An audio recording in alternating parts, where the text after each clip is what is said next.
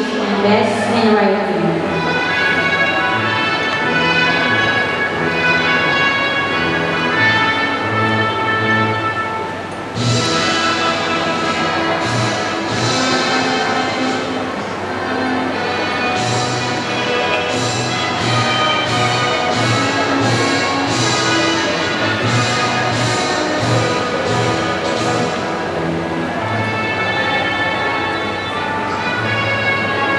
First honors, we have Brian John L. Babilonia.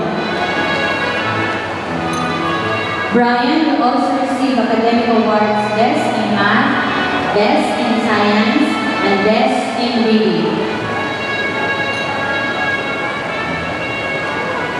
Congratulations.